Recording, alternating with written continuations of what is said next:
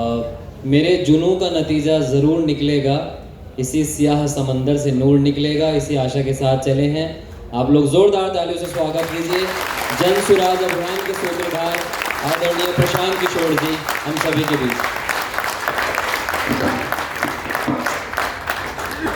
नमस्कार। सबसे पहले तो आप इतनी बड़ी संख्या में आए हैं, अपने शहर अपने ज़िले में मुझे जो सम्मान दिया है, मुझे मेरी बात कहने का अवसर दिया है, उसके लिए आपका तहे दिल से शुक्रिया अदा कर रहा हूं, आपका धन्यवाद कर रहा हूं।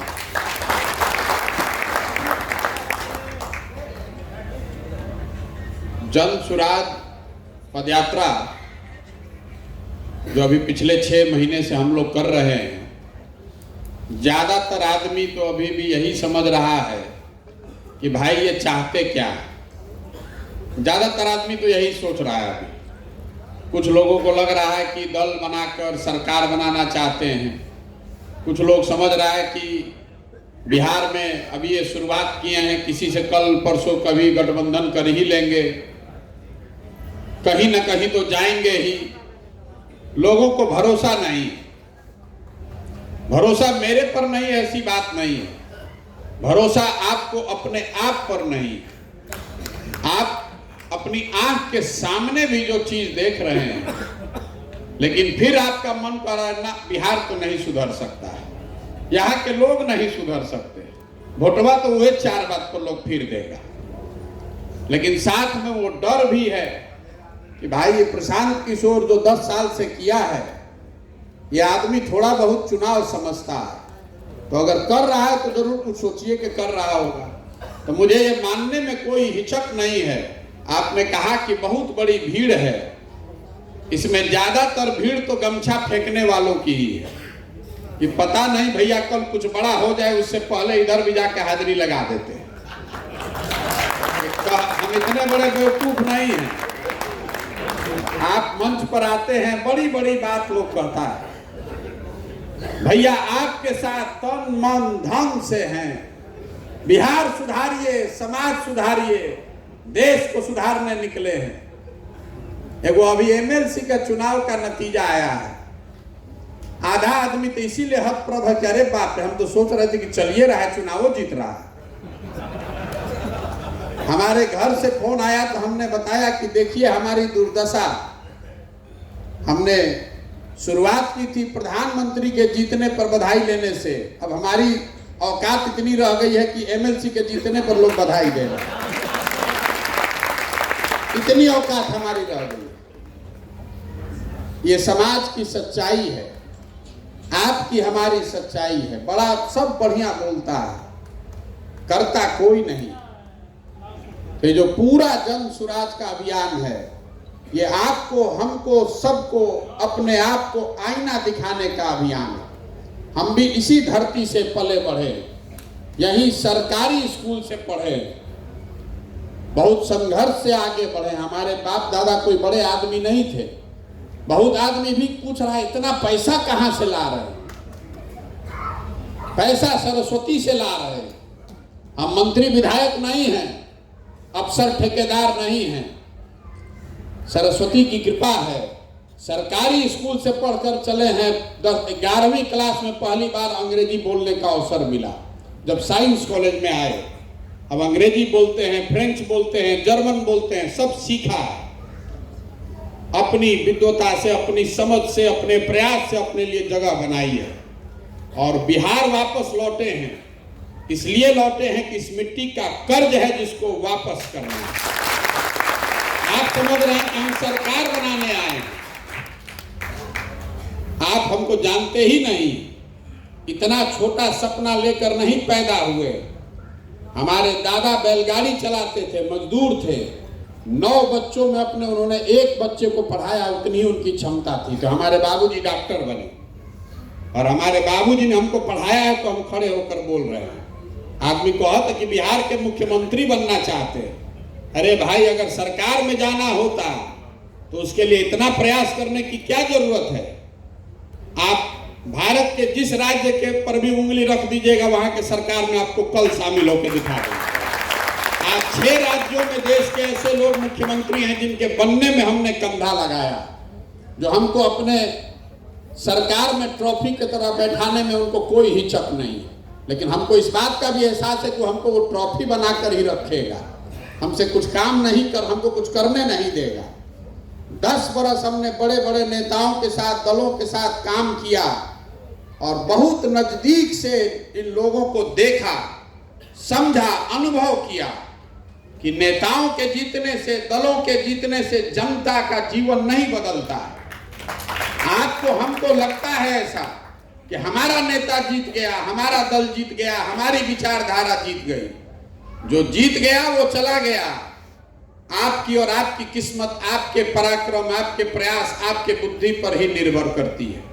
इसीलिए 2012-2021 में जब बंगाल और तमिलनाडु का चुनाव का परिणाम आया, दोनों जगह जीते, तब मैंने घोषणा की कि अब ये जीवन में काम नहीं करेंगे। क्यों नहीं, क्यों छोड़ा उस काम को? उसी काम को करके इतना नाम कमाए हैं।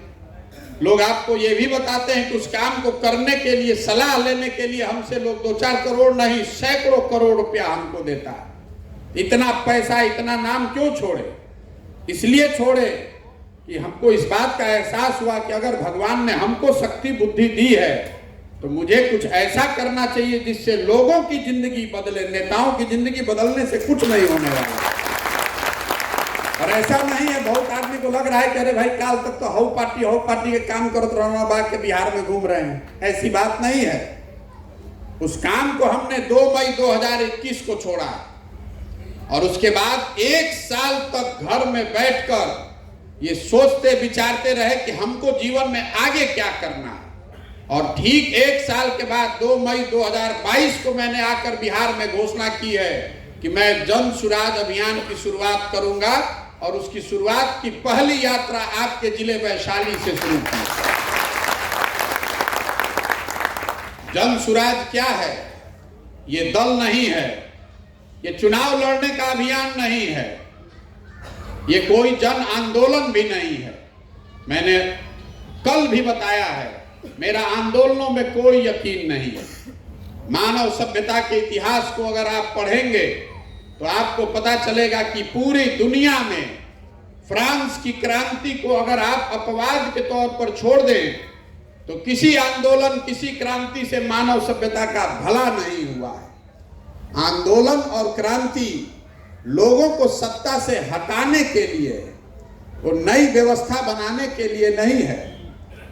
आंदोलन ऐसा तेज हथियार है जिससे आप बड़े से बड़े वृक्ष को काट सकते हैं, लेकिन कितना भी तेज हथियार होगा तो उससे पौधे को वृक्ष नहीं बनाया जा सकता।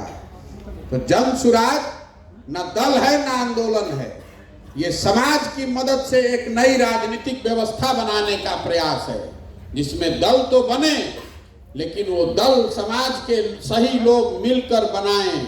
कोई प्रशांत किशोर, कोई व्यक्ति, कोई परिवार, कोई जाति का दल ना हो, वो बिहार के लोगों का दल हो। ये प्रयास है। चुनाव जीतना आपको बहुत मुश्किल लग रहा है। हम आपको बता रहे हैं कि चुनाव जीतना इतना मुश्किल नहीं है। चुनाव जीतकर लोगों की अपेक्षाओं पर खरा उतरना ज्यादा मुश्किल है। 2015 में तो हम बिहार जीत गए थे। आप में से कई लोगों को लग रहा है कि कितनों बोले चुनाव जीतना बड़ा मुश्किल है। आगे क्या होगा छोड़ दीजिए। 2015 में तो जीते थे ना भाई, 190 सीट जीतकर हम लोग आए थे। कुछ हम कर पाए बिहार में? कुछ नहीं कर पाए। तो चुनाव जीतने से बिहार अगर सुधरने वाला होता तो अब तक कई लोगों ने सुधार दिया होता। इसीलिए मैं अपनी बात शुरू ही इससे करता हूं कि जिस दल ने, जिस नेता ने भी बिहार में राज किया, जिसने जो काम किया या करने का दावा करता है, उसको सही मान लीजिए। ये मान लीजिए कि कांग्रेस ने 40 वर्ष में बिहार में खूब काम किया।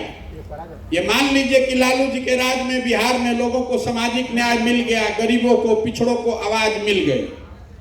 ये मान लीजिए कि नीतीश कुमार के सुशासन से बिहार के लोगों का भला हुआ। लेकिन अगर सब की बात को सही मान भी लीजिएगा तो भी आज जो सच्चाई है वो आपके हमारे सामने है।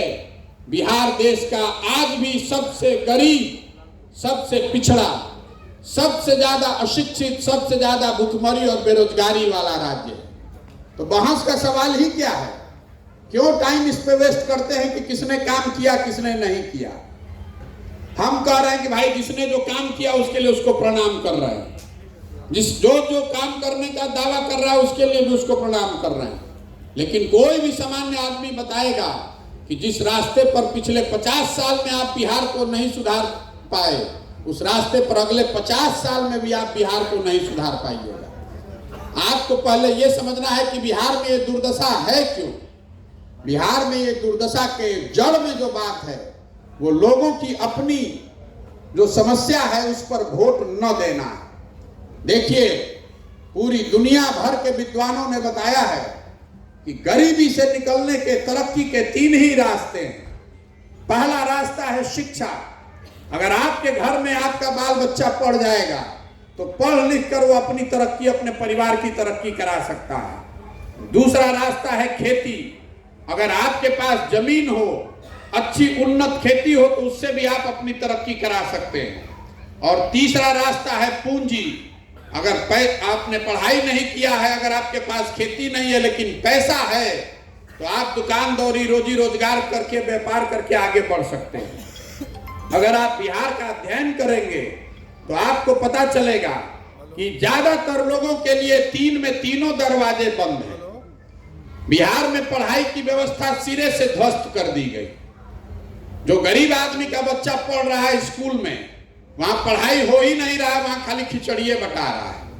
और बहुत आदमी जो यहाँ बैठे हैं वो ये समझ रहे हैं कि आपके बच्चे प्राइवेट स्कूल में पढ़ के बड़े होनहार हो रहे हैं। तो पहली बात, यहाँ ज्यादातर प्राइवेट स्कूल में भी पढ़ाई का स्तर बहुत खराब है। और दूसरी बात, अगर आप पढ़ाई स्कूल में प्राइवेट करके निकल भी गए तो कॉलेज तो यहाँ पर आपको सरकारी में ही पढ़ना पड़ेगा। कॉलेज तो प्राइवेट है नहीं।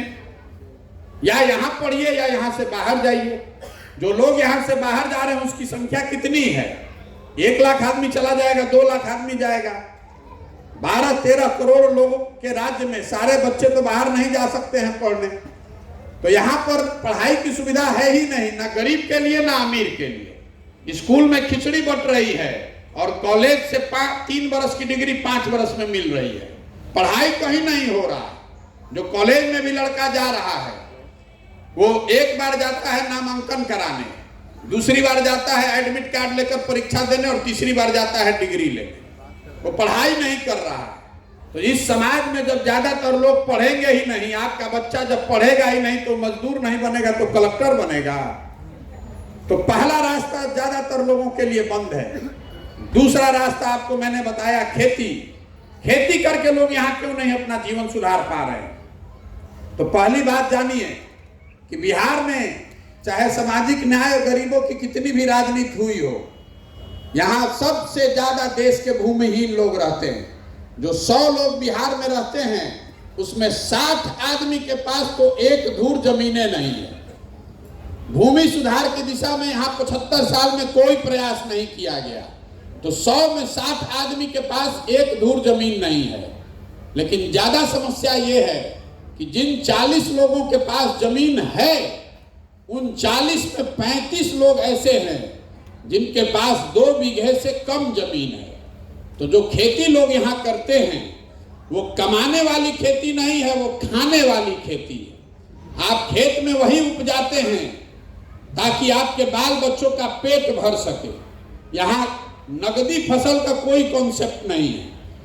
तो एक जो यहाँ नगदी फसल होती थी वो गन्ना था, जो बड़े पैमाने पर लोग उगाते थे।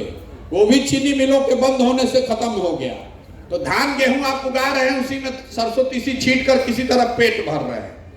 आंकड़े बताते हैं कि बिहार में सिर्फ 500 में 5 किसान ही ऐसे हैं जिनके लिए कृषि आमदनी का जरिया है।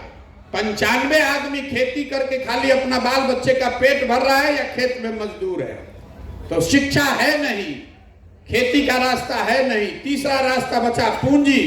और इस बात को आप समझिए, बिहार में प्रति व्यक्ति आय है 35,000, देश में प्रति व्यक्ति आय है 1,45,000।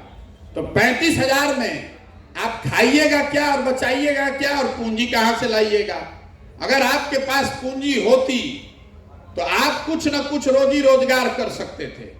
आप आपको लगता है कि बिहार में उद्योग इसलिए नहीं लग रहा है कि यहाँ पर लॉ एंड ऑर्डर खराब है। कुछ आदमी बताता है कि झारखंड के अलग होने के बाद से यहाँ खनिज नहीं है। कुछ लोग आजकल नया नया कहना शुरू किए हैं कि यहाँ समंदर नहीं है। ये तीनों बात गलत है। भैया अगर आप चीनी मिल चलाते हैं तो उसके लिए आपको खनिज की क्या जरूरत है? बिहार पूरे देश में 60% एम्प्लॉयमेंट जो है वो सर्विस सेक्टर में है, होटल में, आईटी में। आईटी बनाने के लिए आपको खनिज का क्या जरूरत है? एक कंपनी इन्फोसिस टीसीएस 5 लाख लोगों को नौकरी दी हुई है। जब उसका कोई यहाँ व्यवस्था नहीं है तो आपको नौकरी मिलेगा कहां से? उसके लिए खनिज की क्या जरूरत है? मुख्यमंत्री महोदय बता रहे हैं कि यहां पर समंदर नहीं है। तो भाई तेलंगाना में कौन समंदर है? पंजाब हरियाणा में कौन समंदर है? ये बता दीजिए। बिहार में उद्योगों के नहीं होने की वजह से, नहीं होने की प्रमुख वजह जो है वो है पूंजी की अनुपलब्धता। आपके पास पैसा नहीं है कोई रोजी रोजगार करने के लिए। और पूंजी अनुपलब्ध क्यों है? पूंजी आपको क्यों नहीं उपलब्ध है उसको समझिए। पूंजी आता है बैंक से। जो आप और हम पैसा बचाते हैं वो पैसे को आप बैंक में रखते हैं, बैंक उसको ऋण के तौर पर आपको वापस देता है। आप देखते हैं, आप दुकान करते हैं, रोजगार करते हैं, गाड़ी खरीदने जाते हैं। यहाँ रोजगार करने वाले ज्यादा लोग तो है नहीं, गाड़ी खरीदने के लिए लोग लोन लेता है। तो 5 लाख की गाड़ी है, आपने 1 लाख रुपया दिया, 4 लाख रुपया बैंक आपको लोन देता है। ये पूंजी ऐसे ही आता है। तो पूरे देश में एक मानक है जिसमें यह मानकर चला जाता है कि 100 रुपया जब आप बैंक में रखते हैं तो 70 रुपया बैंक लोन के तौर पर समाज को वापस देता है। और इसको RBI, reserve bank of India, बताता है सीडी रेशियो के तौर पर, क्रेडिट डिपॉजिट रेशियो। तो बिहार में देश का सीडी रेशियो है 70%। मतलब जो लोग देश भर के बैंकों में 100 रुपया रखते हैं, बैंक 70 रुपया वापस करता है आपको रोजी रोजगार के लिए। बिहार में ये रेशियो है 40%। इसका असर क्या हुआ वो सुनिए, आपकी आंख खुल जाएगी। पिछले साल बिहार में लोगों ने बैंकों में जमा किया 4,21,000 करोड़ रुपया। ये आरबीआई का डेटा है, बिहार में कोई आपको नहीं बताएगा। पिछले साल गरीब बिहार के लोगों ने बैंकों में, यहाँ के बैंकों में जमा किया बचत का 4,21,000 करोड़ रुपया।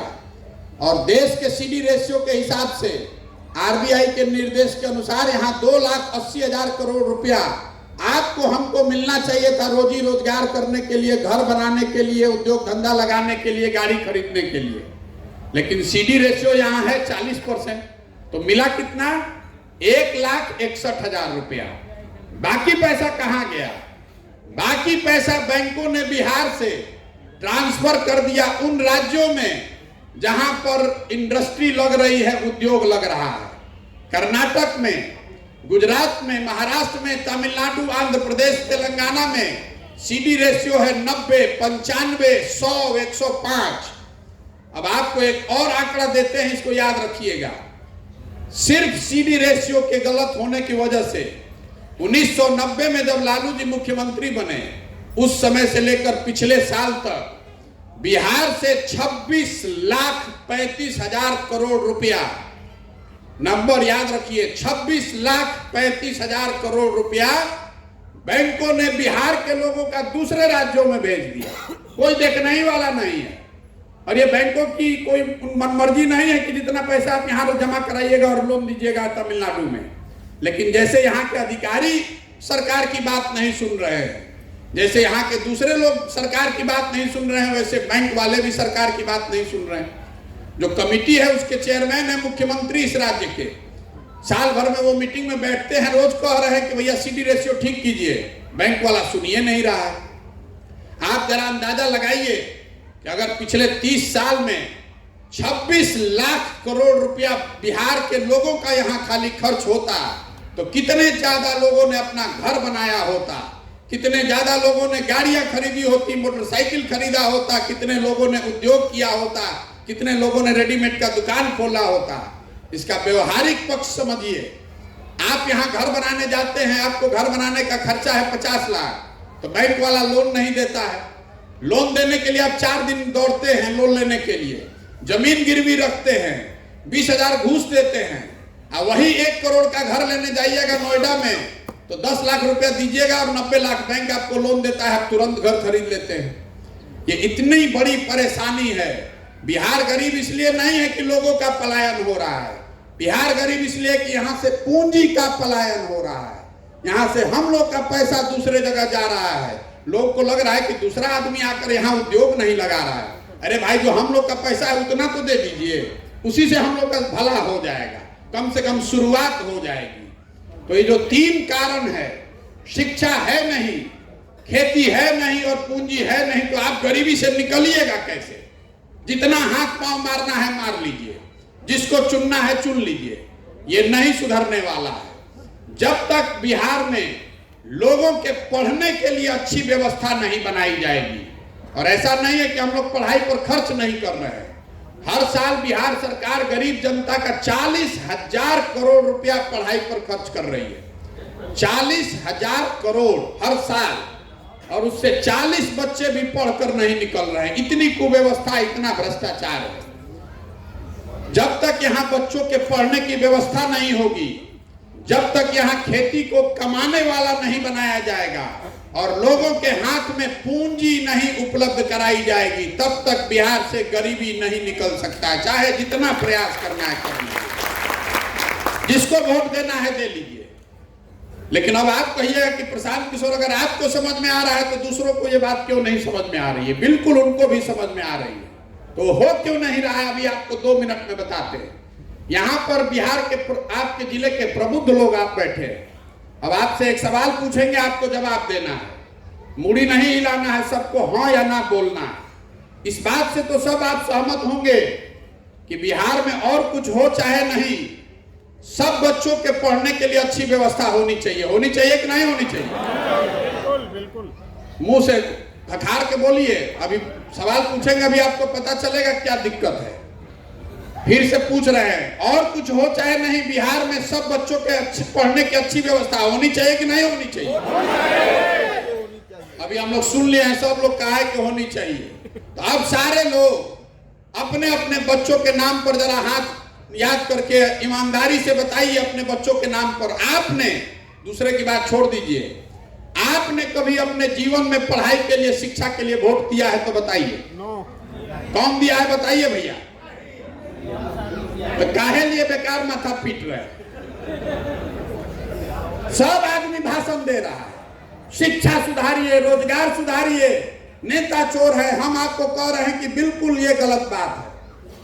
जब आप शिक्षा के लिए वोट ही नहीं दे रहे हैं तो आपको आपकी शिक्षा सुधरेगी कैसे?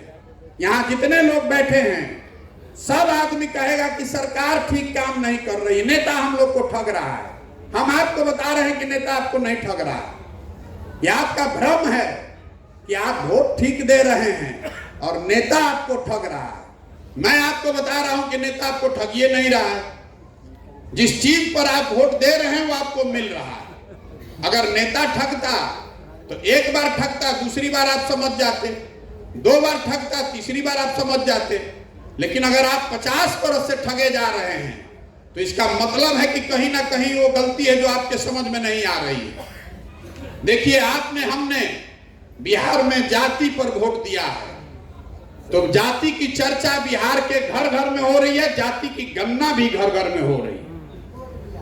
हमने यहाँ 5 किलो अनाज पर भाजपा को वोट दिया है, तो बिहार में कितना भी भ्रष्टाचार है, 1 किलो चोरी करके 4 किलो अनाज सबको मिल रहा है। हमने राम मंदिर पर वोट दिया है, तो स्कूल कॉलेज बने चाहे नहीं, नाली गली बने चाहे नहीं, अयोध्या में भव्य राम मंदिर बन ही रहा है।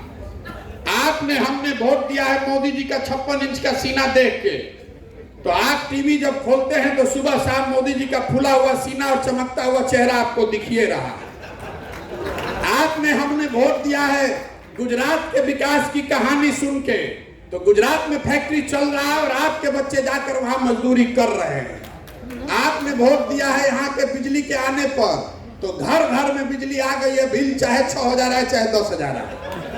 आप हमको सब प्रबुद्ध आदमी मिलकर बता दीजिए कि किस विषय पर आपने वोट किया है जो कि काम नहीं हो रहा। आपने जब शिक्षा पर वोट ही नहीं किया है रोजगार पर वोट ही नहीं किया है तो क्यों दिमाग खा अपना माथा फोड़ रहे हैं। हम गांव में चल रहे हैं तो जो 500 रुपया लेके वोट दिया है वो सबसे ज्यादा हल्ला कर रहा है, भैया मुखिया चोर है। अरे भाई 500 रुपया लेके वोट तुम दोगे मुखिया का, और फिर सोचोगे कि मुखिया ईमानदार हो जाए। आपने वोट दिया है राम मंदिर के लिए, तब काहे बाप बाप कर रहे हैं, रहिए जैसे है। आपने वोट दिया पाकिस्तान पुलवामा चाइना को देख के, तो अब क्यों बाप बाप कर रहे हैं कि हमारा नाली गली टूटा हुआ है। क्योंकि जिस दिन नाली गली टूटा था और आपको वोट देना था तो सब ने आपको कहा ऊपर देखो, ऊपर मोदी जी के देखो। जब पाकिस्तान हो गई तू है नाली गली में जुड़ाई बड़ा, तब क्यों नाली गली खोद रहे हैं भाई। आप जब तक न, यही पूरे अभियान का लक्ष्य है, आपको बताना कि आप वोट चाहे जिसको दीजिए, लोकतंत्र की एक ताकत है। राम मंदिर इसलिए बन रहा है क्योंकि देश में एक बड़ी संख्या में लोगों ने राम मंदिर के नाम पर वोट दिया है। ये लोकतंत्र की ताकत है। जिस विषय पर भी आप वोट दीजिएगा, चाहे जिसको दे दीजिए, कहीं कम या ज्यादा वो चीज आपको मिलेगी। जब आप वोट अपने बच्चों की शिक्षा के लिए दे नहीं रहे, रोजगार के लिए दे नहीं रहे, तो आपको वो चीज मिल नहीं सकती है। इसमें कोई ज्ञान की बात नहीं है। इसी को बताने के लिए गांव गांव घूम रहे हैं। आपसे वोट नहीं मांग रहे हैं, आपको ये बताने का प्रयास कर रहे हैं कि नेताओं को, सरकार को गाली देना बंद कीजिए। हम पैदल चल रहे हैं, आदमी अनुवाद को देता गाली देख के, अरे भैया है खराब बा, हो खराब बा। फिर हम धीरे से पूछते, अच्छा आपके एमएलए साहब कितने बार से जीत रहे हैं, तो कहता भैया तीसरा बार।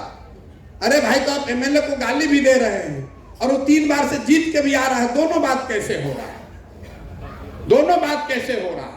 मढ़ौरा में चीनी मिल नहीं चल रहा है, भैया आंदोलन कीजिए। तो मढ़ौरा से 3-4 बार है सांसद बीजेपी के और आरजेडी के विधायक है 3 बार से, तो चीनी मिल चालू कौन कराएगा, आप कि हम। अरे आप जब विधायक को आप उस मुद्दे पर चुन ही नहीं रहे, मोदी जी हो गए, तो फिर बचेगा कैसे। यही बताने चले हैं। वो किसी का कोई मंत्री बन जाए, कोई व्यक्तिगत कमेंट नहीं है, आपके हमारे व्यवहार की बात है। हम लोग बिहार में और कुछ आए चाहे नहीं, सुबह शाम राजनीति हम लोग को बात करने आता है। जो गांव में आदमी है, शहर में 2 दिन पुराना अखबार पढ़ के भी कोरिया, वियतनाम, कंबोडिया का भी राजनीति बतिया रहा है। बिहार यूपी के लड़कों को और कुछ आए चाहे नहीं आए, धंधा बिजनेस आए चाहे नहीं, नौकरी आए तो नहीं, राजनीति खूब बुझाता है। 4 गो लड़कों को बैठा दीजिए, केरल से लेके कश्मीर तक सारा राजनीति आपको बता देगा। खाली उसको ये नहीं पता है कि अपने घर की स्थिति कैसे सुधरेगी, उसको ये नहीं पता है कि अपने बच्चे को रोजगार कैसे मिलेगा। ये समस्या तो लोग बता रहे हैं भैया ये सब बात ठीक है, खाली एक दिक्कत है, हम लोग के पास विकल्प नहीं था, हम लोग को सब समझ है। आप दल बनाइए, तो हम दल क्यों नहीं बना रहे। बिहार में आदमी हमको कह रहा है भैया आप आगे आगे चलिए, पीछे से हम लोग तन मन धन से, देखिए बिहारी बुद्धि कितना चालाक है। हमको कह रहा है कि आप पहले सूली पर चढ़िए, आप चढ़िए सूली पर, पीछे से तो हम आइए हैं। हवा बन जाए तो तारा संगे पानी, हवा ना रही तो मोदी जी बोले बाबा, दोनों ओर से मलाई मारना है। अरे जिस समाज में लोग, हम भी यहीं के हैं, तो हम भी इसीलिए वो आप डाल है तो हम पात हो गए। हम पहले कह रहे हैं कि नारे भाई हमको आपका साथ नहीं चाहिए। जिस समाज में लोग अपने बच्चों के साथ नहीं खड़े हैं, मैं जब पैदल चल रहा हूं, आज 2000 से ज्यादा गांव में मैं गया हूं, 6 महीने से ज्यादा हो गया, घर नहीं गए हैं, गाड़ी पर नहीं चढ़ते, चल ही रहे हैं रोड। हमारे सामने 50-100 बच्चे दौड़ते हैं, छोटे छोटे बच्चे, आधा से ज्यादा बच्चों के शरीर पर शुद्ध कपड़ा नहीं, उनके बच्चों के पैर में हवाई चप्पल नहीं है। आपका बच्चा आधा पेट खाकर सो रहा है, आपका बच्चा पढ़ लिख कर बेरोजगार बैठा है, लेकिन आपको आपके शरीर, आपके नस में इतना जाति और धर्म घुस गया है कि आपको अपने बच्चे की तकलीफ भी नहीं दिख रही है। आपको घर में बैठा बेरोजगार लड़का नहीं दिख रहा है, आपको यहाँ से बैठे बैठे चाइना दिख रहा है, यहाँ से पुलवामा पाकिस्तान दिख रहा है। तो जो समाज अपने बच्चों के साथ नहीं खड़ा है, आप वो प्रशांत किशोर के लिए खड़ा होइएगा? कभी नहीं खड़ा होइएगा। इसीलिए हाथ जोड़कर लोगों को कह रहे हैं कि पहले आप अपने बच्चों के लिए खड़ा होइए, मेरे लिए नहीं, किसी दल के लिए नहीं, अपने बच्चों के शिक्षा और रोजगार के लिए खड़े होइए। एक बार जीवन में संकल्प लीजिए कि नेता के लिए नहीं, जाति के लिए नहीं, किसी विचारधारा के लिए नहीं, अपने बच्चों के लिए एक बार वोट कीजिए, तभी बिहार सुधरेगा, नहीं तो इसको कोई नहीं सुधार सकता। हमारा क्या आदमी कहता, प्रशांत किशोर आए हैं भैया आप सुधार दीजिएगा, नहीं सुधार सकते। एक प्रशांत किशोर आ जाए कि 10 प्रशांत किशोर, ये नहीं सुधरने वाला है। जब तक यहाँ के लोग नहीं सुधरेंगे तब तक बिहार को कोई नहीं सुधार सकता है। ये लिख कर रखिए, यहाँ का लोग सुनने को तैयार ही नहीं है। उसको इतना नशा है जाति का, इतना नशा है धर्म का, इतना। गुजरात में बुलेट ट्रेन चल रहा है, आदमी थपड़ी ऐसे बजा रहा है, खुश हो रहा है जैसे लग रहा है कि बिहार में विकास हो गया। चल यहाँ पर पैसेंजर के रुकने के लिए मारा मारी है कि भैया जरा पैसेंजर का स्टॉपेज करवा दीजिए, और साथ में कह रहा है भाजपा को वोट इसलिए दे रहे हैं कि मोदी जी गुजरात में बुलेट ट्रेन बनाए हैं। तो जब आप अपनी दुर्दशा के लिए आपको चिंता ही नहीं है तो आपको कौन सुधारेगा?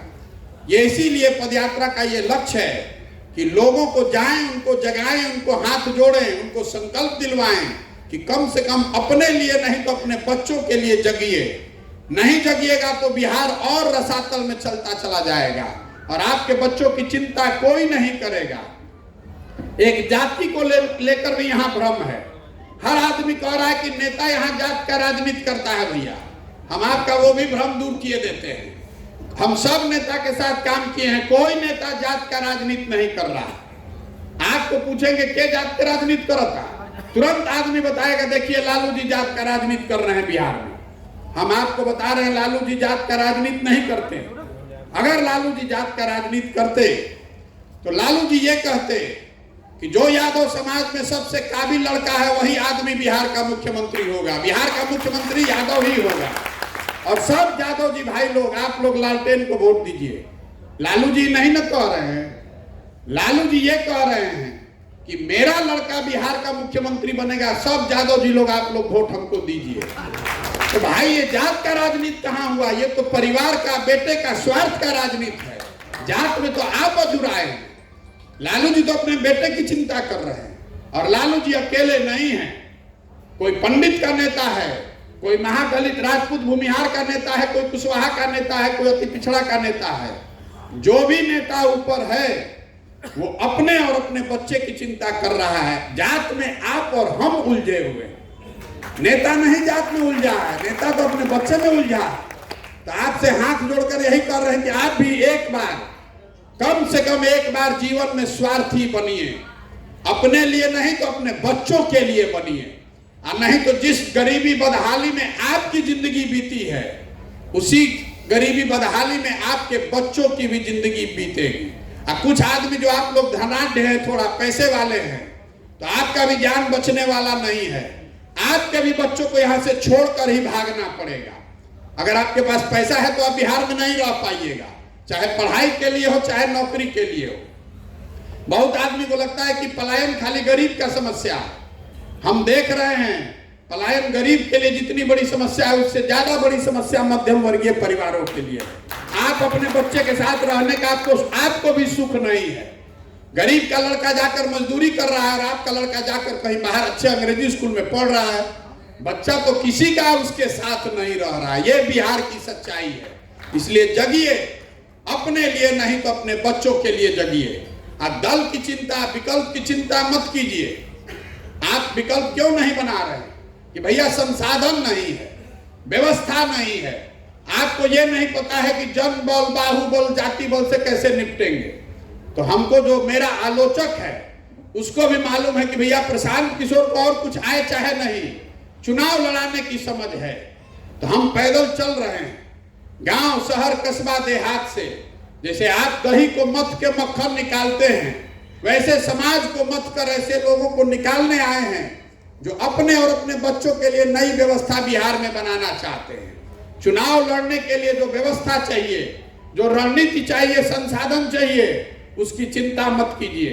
उसकी चिंता अपने भाई, अपने बेटे प्रशांत किशोर पर छोड़िए, अपने बच्चों के लिए खड़ा होइए। एक बार अपने बच्चों के लिए खड़ा तो होइए, और नहीं खड़ा होइएगा तो नेता को गाली देना बंद कीजिए।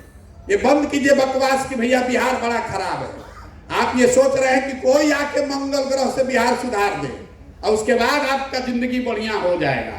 तो भैया बिहार को अगर सुधारना है तो बिहार के लोगों को ही लगना पड़ेगा।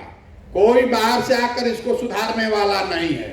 समझ में आए तो इससे जुड़िए, और न समझ में आए तो जिस दल, जिस विचारधारा, जिस नेता का झंडा लेकर घूम रहे हैं, घूमते रहिए, हमको उससे कोई फर्क नहीं है। हम अपना काम कर रहे हैं। लोग आकर पूछ रहा है भैया इससे कैसे जुड़े, तो भाई इसमें पर्चा फाड़ के मेंबर बनने का कोई अभियान नहीं है, कोई व्यवस्था नहीं है। जब दल है ही नहीं तो हम आपको उसका मेंबर बनाएंगे कैसे? हम अपने पीछे चलने वालों को नहीं ढूंढने निकले हैं, दल के पदाधिकारी और कार्यकर्ता नहीं ढूंढ रहे हैं। हम ऐसे लोगों को ढूंढ रहे हैं जो दल बनाने की कुव्वत रखते हैं, काबिलियत रखते हैं, जो हमारे पीछे नहीं हमारे साथ चलना चाहते हैं। पूरा बिहार से जब पूरा पदयात्रा खत्म करेंगे, जो लोग भी तैयार होगा सबको एक साथ बैठाएंगे और सब लोग मिलकर तय करेगा कि दल बनाना है तो बनेगा दल। दल बनाने में कितना देर लगता है, और एक बार अगर हम दल सबके साथ मिलकर बनाएंगे तो चुनाव के लिए चिंता आप मत कीजिए, कोई नहीं बचने वाला है। हमको कह रहा है कि भैया जब से हम चलल बानी कि भाजपा का वोट ज्यादा काटेंगे कि महागठबंधन का काटेंगे, इसी गणना में लोग लगे हुए हैं। हम पहले दिन से बता रहे हैं कि भाई हम लोग की औकात ना भाजपा का वोट काटने का है ना महागठबंधन का काटने का है। हमारी औकात इतनी है कि जनता को अगर जगा दिया तो जनता दोनों को काट के साफ कर देगी। कोई नहीं बचने वाला, कोई नहीं बचने वाला है। मुफ्त में 35 साल से मुफ्त में वोट लेने की आदत लग गई है। भाजपा के डर से लालटेन को और लालटेन के डर से भाजपा को। काम कोई नहीं कर रहा है। तो एक बार जगिए, ये व्यवस्था बनाइए आपने और अपने बच्चों के लिए खड़े होइए। किसी बात की चिंता मत कीजिए। ये एमएलसी का जो चुनाव है इसके बल पर मत आइए। अगर इस सोच में आपका भरोसा है, साल 2 साल लगाने के लिए आप तैयार हैं, तब जुड़िए। चुनाव तो आता जाता रहेगा और चुनाव हारेंगे नहीं। आप 10 साल में हमने जिसका हाथ पकड़ा है वो कोई नहीं हारा। इस बार संकल्प लेकर आए हैं, किसी दल का नहीं, नेता का नहीं, आपका हाथ पकड़े हैं और भरोसा रखिए आपको भी हारने नहीं देंगे। अभी आपको लग रहा है हम गाड़ी से घूम रहे थे तो लोग कह रहे हैं अभी कैसे घूम रहे हैं, क्या होगा इससे। जब पैदल चलना शुरू किए तो लोग ये बता रहा है कि अच्छा जब पदयात्रा में तो भैया बहुत चर्चा है, पदयात्रा के बाद क्या होगा। तो भाई मेरे अभी एक ही बुलेट दागे हैं और इतनी हलचल है। अभी पदयात्रा तो पहला बुलेट है, ऐसा 10 गो बुलेट दागेंगे आपको पता ही नहीं चलेगा कि ऊपर से क्या गया और नीचे से क्या गया, और किसी को नहीं पता चलने वाला। हम इतना बेवकूफ है कि हमारे पास 6 गो बुलेट है तो 6 गो अभी दाग दें। पहले उनको घबराने तो देखने तो दीजिए, पता चला उनको चंपारण में क्या हुआ। हम तो पैदल चल रहे हैं, हमने तो किसी के लिए वोट मांगा ही नहीं, हमने कोई प्रत्याशी चुना ही नहीं। हमने सिर्फ इतना ही कहा है लोगों को कि अगर ये दोनों दलों ने ठगा है आपके शब्दों में, तो इन दोनों दल को वोट मत दीजिए, जिस निर्दलीय को देना है दे दीजिए। क्या हुआ आप देखिए, आप जीत का रिकॉर्ड आपको मालूम है। छोड़ दीजिए कि हम जन स्वराज के निर्दलीय उम्मीदवार को कितना वोट मिला, जाकर देखिए वहां अन्य 4 निर्दलीय उम्मीदवारों को भाजपा जैसी बड़ी दल से ज्यादा वोट मिला। जो आप ये कह रहे हैं विकल्प नहीं है, अरे आप समाज एक बार तय कर ले तो आप विकल्प अपने आप खोज लीजिएगा, बना लीजिएगा। आप में से बहुत कम लोग जानते होंगे 1980 में एनटीआर ने जब आंध्र प्रदेश में इंदिरा गांधी को चुनौती दी तो इंदिरा गांधी ने उस समय उनकी पार्टी को रजिस्टर नहीं होने दिया, तो सारे सीट पर निर्दलीय उम्मीदवार खड़ा किए गए और पूरे आंध्र प्रदेश में, यूनाइटेड आंध्र प्रदेश में एनटीआर के निर्दलीय उम्मीदवार जीत कर आ गए, अलग अलग सिंबल पर। इंदिरा जी वहां नहीं रुकी, फिर उस सरकार को बर्खास्त किया गया। 3 महीने के बाद फिर चुनाव हुआ, फिर वही टीडीपी जीत कर आ गई। एक बार जनता ठान ले तो कोई बल टिकने वाला नहीं है। जन बल के आगे कोई बल नहीं है। आप खड़े होइए, अपने और अपने बच्चों के लिए खड़े होइए। और नए बिहार का संकल्प लीजिए। यही बताने के लिए चल रहे हैं। अब एक बार एक नारा लगाकर इसको खत्म करेंगे। मैं बोलूंगा जय बिहार, आपको बोलना है जय जय बिहार। और छपरा में लोगों ने बहुत नारा लगाया है, उन 5 जिलों से आपकी आवाज बुलंद होनी चाहिए। आप लोकतंत्र की धरती हैं। जय बिहार, जय बिहार, जय बिहार। तो हम बिना मतलब का नारा भी नहीं लगवाते। आपने नारा सुना होगा, हर हर मोदी घर घर मोदी। बिहार में बहार है, नीतीश कुमार है। तो अब हम ये नारा क्यों आपको लगवा रहे हैं घर घर? ये इसलिए लगवा रहे हैं कि आपका आत्मसम्मान जगे, इस मिट्टी का गौरव करना सीखिए।